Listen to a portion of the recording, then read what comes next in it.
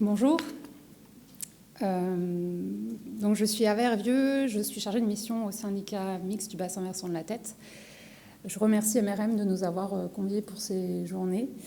Au sein du syndicat, je suis l'animatrice du contrat de rivière Tête-Bourdigou et je pilote également les projets de restauration des milieux aquatiques. Avant de démarrer mon intervention, donc qui va en fait, je vais essayer de vous montrer en quoi le contrat de rivière peut favoriser, voire venir accélérer des projets de continuité écologique. Mais je voulais vous dire que je vais, dans mon diaporama, beaucoup jongler entre l'échelle du bassin versant, qui est notre échelle de travail, et l'échelle un petit peu plus précise de la partie vraiment aval du cours d'eau de la Tête, qui est, je crois, les secteurs qui vous intéressent le plus, puisque c'est les secteurs où on rencontre les poissons migrateurs. Et donc l'autre chose, c'est vous dire que je ne suis pas du tout experte ni en collab sur le sujet de la continuité écologique. Donc je vais peut-être être imprécise et donc ne m'en tenez pas rigueur. Alors d'abord, vous présentez le bassin versant de la Tête. Donc on se situe tout en bas du bassin versant Rhône-Méditerranée-Corse, à l'extrémité ouest, donc en limite avec l'Espagne.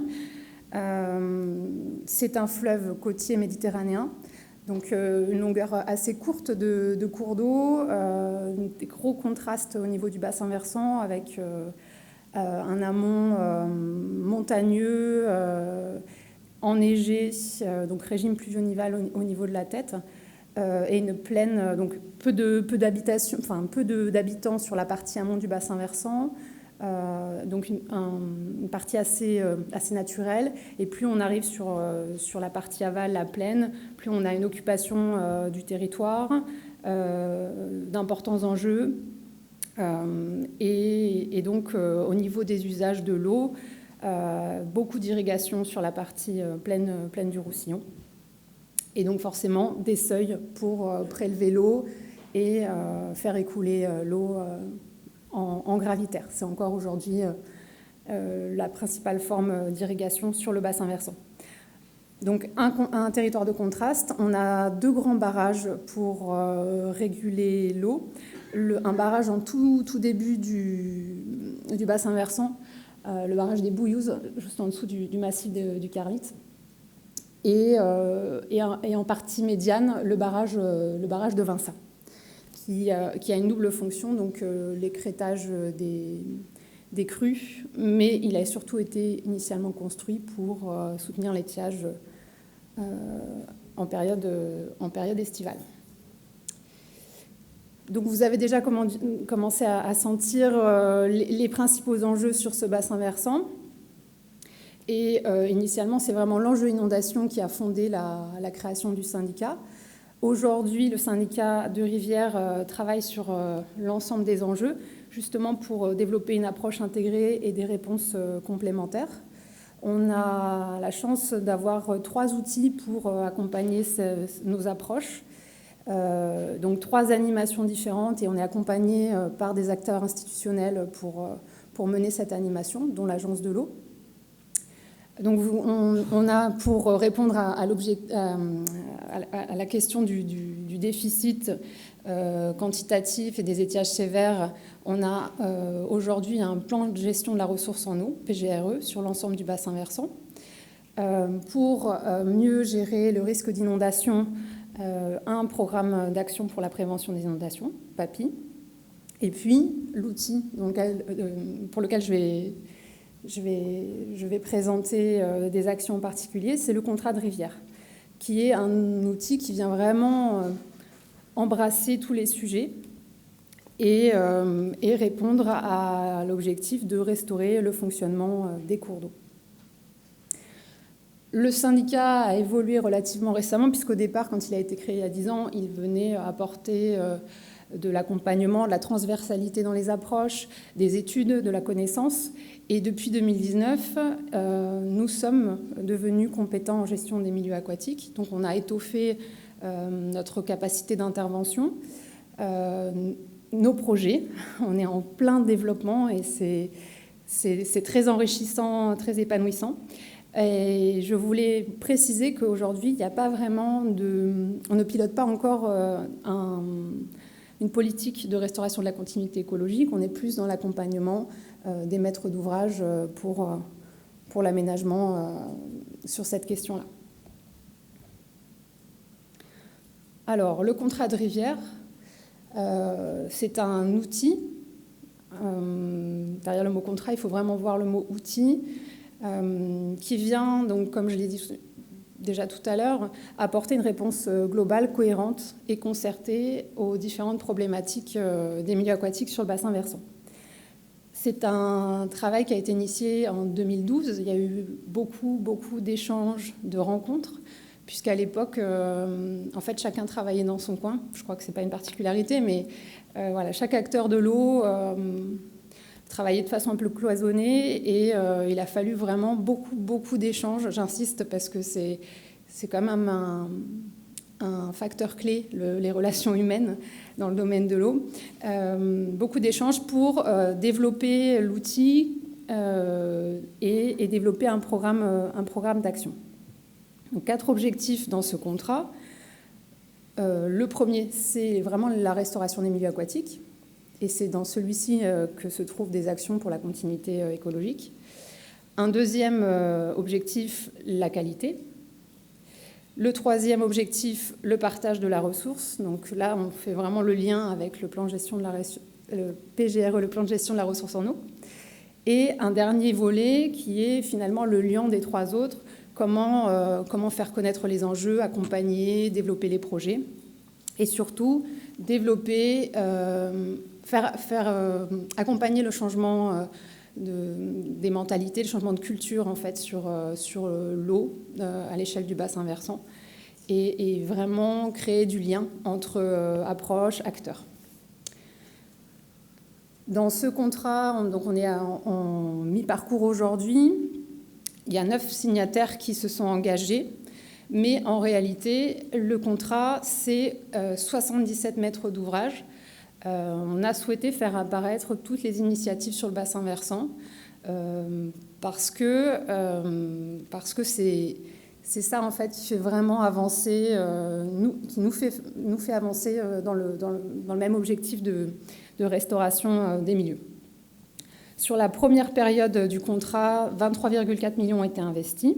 C'est un assez bon résultat parce que ça représente à peu près 70% des investissements qui avaient été imaginés. Et sur la deuxième période qui a déjà été amorcée, c'est le double d'investissements qui sont prévus, 46 millions d'euros, en sachant que la qualité, donc l'amélioration des dispositifs d'assainissement, reste quand même le premier poste sur la totalité de ce programme d'action. Alors, la continuité écologique dans tout ça, je vous ai mis une carte du bassin versant avec tous les ouvrages de franchissement qui avaient été diagnostiqués en 2014. Donc, il y en a plus d'une centaine avec des impacts variables. Là, je ne vous ai pas illustré l'impact à la fois sur la continuité sédimentaire et la continuité piscicole. On est sur des contextes vraiment très, très différents au cas par cas. Toujours est-il que nous avons sur le bassin versant 6 linéaires de cours d'eau qui sont classés en liste 2. Vous les voyez en rouge sur la carte. Et donc pour la partie vraiment fin de bassin versant qui vous intéresse le plus, c'est la tête entre la mer et Perpignan. Donc il y avait 14 ouvrages qui étaient classés liste 2. 5 ont été équipés avant le démarrage du contrat, et donc il y avait déjà une dynamique. C'est assez positif. Et 9 qui restaient à aménager. Et l'idée, c'était voilà, de les intégrer au contrat de rivière pour vraiment que la réalisation soit effective. Et puis, on l'a déjà vu au travers des présentations précédentes, mais un vrai moteur pour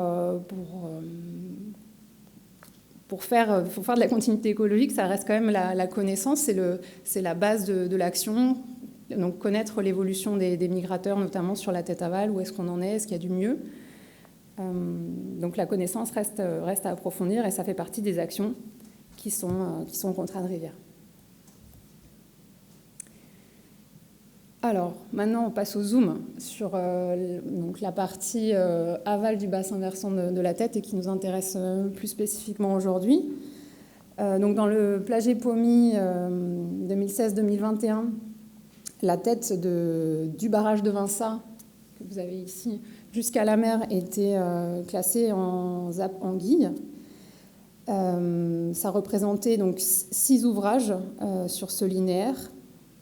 Et donc, il y en avait 2 qui étaient en liste 2, c'est ceux qui sont entourés là au niveau de Perpignan, et 2 qui sont au-dessus de ce secteur, qui sont plus difficilement franchissables. Pour la ZAP, pour la Lauze feinte et la lamproie marine, on a aussi un classement en ZAP qui est sur une partie un petit peu plus petite. Donc, sur la carte, vous avez déjà illustré le projet d'extension de la ZAP à Lauze feinte, mais donc sur le cycle précédent, c'était de Perpignan à la mer qu'on avait le classement en ZAP. Et donc ça concernait les mêmes ouvrages que pour l'Anguille, donc les 2 ouvrages sur la traversée de la Tête dans Perpignan. Donc on est dans un contexte plutôt intéressant et favorable, puisque dans le Plagey-Paumy, le futur Plagey-Paumy, il y a une extension de la ZAP à Lauze feinte. Ça tient au fait que les ouvrages sur la partie, les premiers ouvrages qu'on rencontre en fait en remontant de la mer sont franchissables, donc la colonisation par les migrateurs est possible. Donc on cherche à donner encore plus de milieux à ces espèces, puisque les projets avancent et le décloisonnement de la Tête est en cours. Ce qui est à noter et ce qui pose aujourd'hui question, c'est que l'extension de la ZAP à Lauze feinte, elle se fait sur un secteur de la Tête où on a une incision généralisée du lit, c'est-à-dire que la rivière n'a plus de matelas alluvial, donc on a un milieu aquatique qui est quasiment stérile.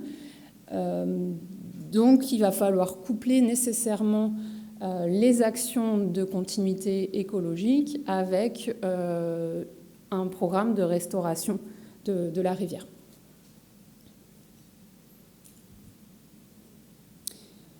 Alors, voici la diapo où il y a beaucoup de chiffres.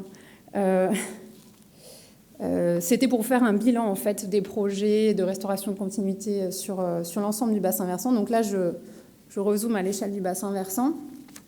Je vais essayer de vous montrer ce qui s'est passé sur la partie plus en aval, donc en rapport avec les migrateurs. Avant 2017, donc ce que je vous disais, il y avait déjà une dynamique. 5 ouvrages ont été aménagés.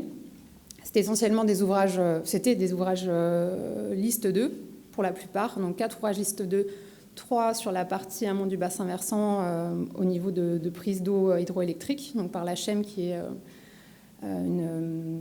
fait partie du groupe ENGIE, et 1 sur la partie vraiment aval, qui était le premier obstacle que rencontraient les migrateurs en remontant le cours d'eau.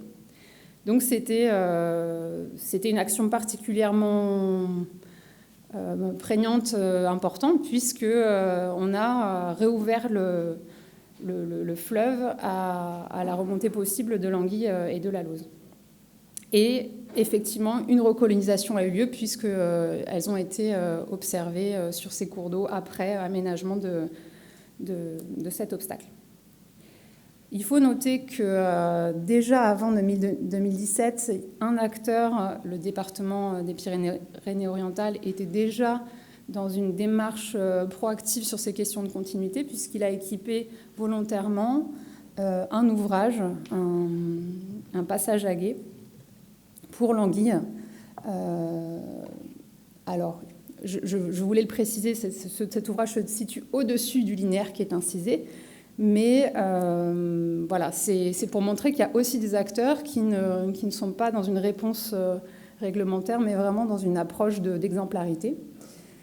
Donc cet ouvrage, cet aménagement avait été accompagné à l'époque par l'aide technique et financière de l'Agence de l'eau. En 2017, donc démarrage du contrat de rivière, on inscrit dans cet outil l'aménagement de 8 ouvrages avec un estimatif de 3,1 millions d'euros pour ces aménagements, aidés en moyenne à 65%. Dans cette liste des 8 ouvrages, 6 ouvrages liste 2, 4 présents sur le bassin versant amont. Encore une fois, c'est des prises d'eau hydroélectriques. Et puis 2 sur la tête aval, en ZAP Allos et Lamproie. On avait dans cette liste encore un ouvrage Grenelle. Alors je sais que ça fait partie des vieilles...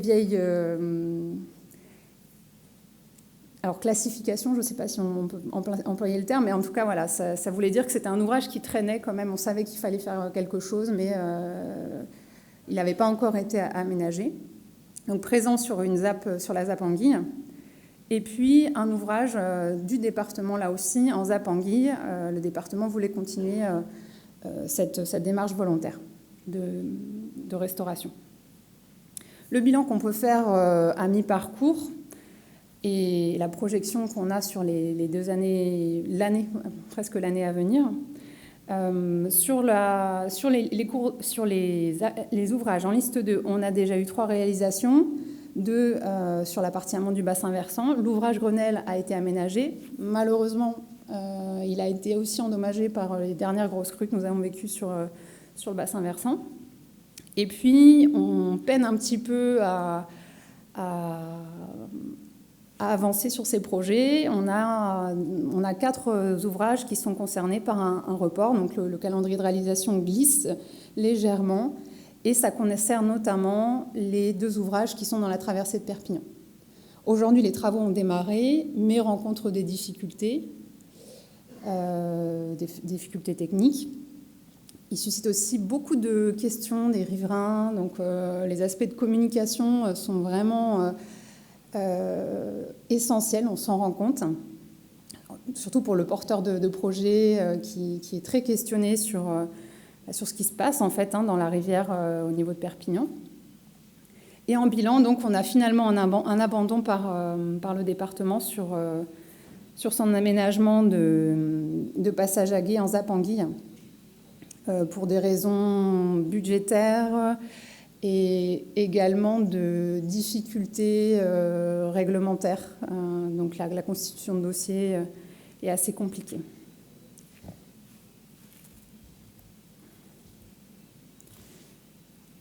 On observe depuis à peu près un an un certain nombre d'opportunités, de nouveaux projets qui émergent en termes de restauration de la continuité et qui ne sont pas liés donc, à cette obligation réglementaire parce que liste 2.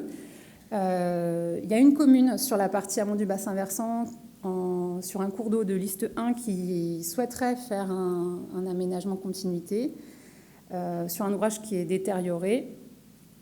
Et le maire souhaite maintenir l'usage en améliorant la continuité écologique. Donc c'est une opportunité. Le syndicat cherche à accompagner au maximum cette commune qui porte ce projet. Et en principe, on devrait avoir une réalisation à l'été prochain.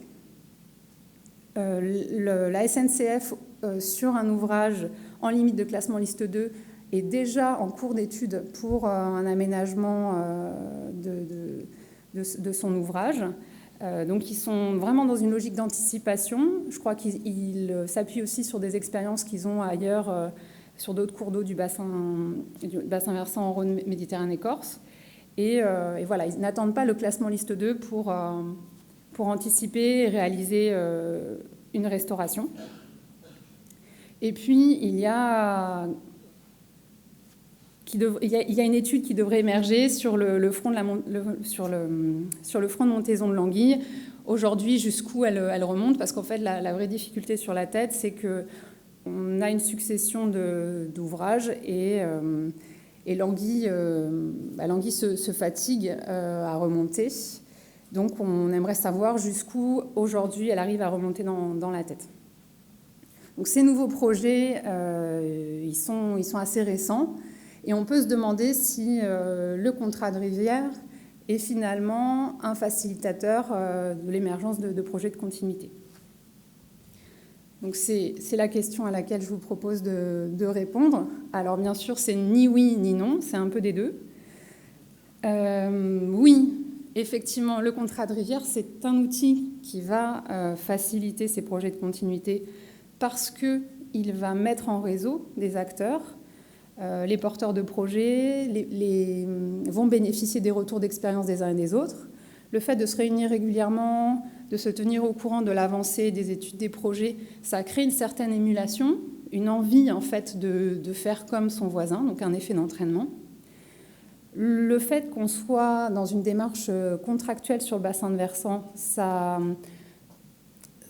donne des perspectives, notamment à nos accompagnateurs institutionnels, donc notamment à l'Agence de l'eau, qui voient qu'on est organisé, structuré, coordonné vers un objectif commun. Donc ça favorise une certaine confiance et une certaine garantie pour le financement de projets. Le fait aussi d'avoir un animateur à disposition par cet outil, ça permet de bénéficier d'un certain appui technique, de l'accompagnement pour les porteurs de projets à leur montage de dossier. Et puis, ce qui me paraît aussi important, c'est que le contrat de rivière embrassant les différents enjeux de l'eau et le fait qu'on travaille vraiment dans la transversalité avec l'ensemble des acteurs, notamment des milieux naturels, les réserves, le conservatoire des espaces naturels, le conservatoire du littoral, ça fait que les projets qui remontent et sur lesquels on discute sont finalement des projets qui sont adaptés à toutes les composantes environnementales, qui intègrent les différents enjeux de l'eau, et ça facilite énormément le passage en instruction. Mais tout n'est pas rose, donc il faut quand même souligner qu'aujourd'hui, la continuité écologique, ça reste quand même le résultat de la réglementation. Hein. Les principaux projets qui sont réalisés, c'est parce qu'il y a un classement liste 2. Le financement est quand même conditionné, c'est-à-dire que quand on a une opportunité de restaurer la continuité, il faut quand même que l'ouvrage soit, ou le cours d'eau soit dans le PDM, ce qui n'est pas toujours le cas. Donc, il y a un certain nombre d'étapes à franchir pour garantir des financements vraiment attractifs et finir de convaincre les porteurs de projets qui sont plutôt sur des logiques d'opportunité. Et mine de rien, les motivations, elles sont rarement liées au contrat de rivière, mais plutôt à des réflexions donc sur des obligations réglementaires et aussi sur des maintiens d'usage. Je veux conserver un usage, donc une prise d'eau ou un passage à gué, il est sur un cours d'eau classé ok, je vais faire un effort, je vais essayer d'intégrer la dimension continuité écologique. Donc les projets restent encore peu portés politiquement sur le bassin versant de la Tête. Ils sont jugés non prioritaires localement. On entend beaucoup nos élus dire « Ah, mais la continuité écologique, on a bien d'autres choses à faire, il y a des sujets bien plus importants sur nos territoires. » Et on sent qu'il y a un réel besoin d'améliorer la communication auprès du grand public sur ce que signifie la continuité écologique, en quoi c'est aussi important pour les populations humaines de réfléchir à cette question-là. Et on sent que les porteurs de projets sont en demande aussi sur ces questions de communication. Et dernier point, donc aujourd'hui ça reste quand même un objectif de moyens. Alors je veux dire par là que de façon un peu caricaturale, on ressent que les porteurs de projets sont plutôt à vouloir équiper, mais et ça s'arrête là. Et donc on a relativement peu de retours ou même de positionnement des acteurs qui cherchent à savoir si ce qu'ils ont fait, ça fonctionne. Alors je suis assez caricaturale parce qu'il y a quand même des acteurs qui doivent motiver leur réalisation au regard des résultats, mais ce n'est pas toujours le cas et on cherche à savoir si finalement ces équipements sont réellement efficaces. Donc, tous ces points-là peuvent nous faire réfléchir à une stratégie locale en lien avec les stratégies, comme on a vu là précédemment, plus globales. Aujourd'hui, pour le syndicat, c'est un petit peu tôt de se positionner sur cette question de la continuité écologique. On a beaucoup de choses à faire avant. Je termine sur les perspectives. Pour les perspectives de la continuité écologique sur la tête. Donc on a encore des ouvrages liste 2 qui n'ont pas fait l'objet de travaux et ils bénéficient d'une dérogation pour des reports d'échéance. La révision du classement des cours d'eau n'est pas programmée sur notre bassin versant. Donc on ne sait pas vraiment s'il y aura une extension du classement liste 2 et où, alors qu'on sait quand même que voilà, ça motive aujourd'hui, c'est surtout ça qui motive les projets. Sur la partie amont du bassin versant, on sent un intérêt grandissant pour le développement de la micro-hydroélectricité. Alors c'est vrai que ça ne concerne pas forcément les migrateurs. Et il y a vraiment un démarchage très fort, notamment des associations syndicales de canaux, pour équiper la prise d'eau avec un prélèvement supplémentaire et faire de l'hydroélectricité. Et ça pose question sur est-ce que la continuité écologique sera vraiment pris comme enjeu dans ces aménagements-là, au même titre que l'hydrologie, l'évolution sur l'hydrologie, etc. Il y a une méconnaissance complète de ce que c'est que le plagiat-pomie au niveau local. Moi, les élus, ils ne savent pas ce que c'est. Et la continuité, ça reste compris, mais on ne voit pas toujours l'intérêt. Donc, encore une fois, la communication jusqu'à l'échelle locale elle me semble essentielle. Et les liens, en fait, en quoi ça peut être intéressant de restaurer la continuité écologique pour nos territoires. Je l'ai évoqué, mais sur la tête aval, sur la ZAP Anguille, il y a un vrai lien à faire entre la continuité et l'état morphologique des cours d'eau. On ne peut pas se passer de milieux restaurés pour faire de la continuité. Si on se précipite à faire de l'aménagement pour la continuité, je ne suis pas sûre qu'on aura de résultats si on ne restaure pas le lit de la tête. Et puis, donc, un dernier point sur la question du financement. Voilà, comment on peut réfléchir à accompagner financièrement les projets, notamment les opportunités, étant donné qu'on est quand même dans un contexte où ça se durcit et il faut pouvoir justifier d'un vrai intérêt à un niveau un peu plus supra pour pouvoir obtenir ces aides. Voilà, je vous ai mis 2 photos. L'aménagement du pont à Canet, donc c'était le premier obstacle rencontré depuis la mer. Il a été aménagé en 2014. Voilà, et il est fonctionnel puisque l'anguille et d'autres espèces migratrices ont été retrouvées au-dessus. Et cet ouvrage va évoluer, c'est-à-dire qu'il va être refait. Donc aujourd'hui, le département est en réflexion pour intégrer la continuité dans la conception du futur pont qui commence à être un peu vieux. Et puis vous avez à côté une photo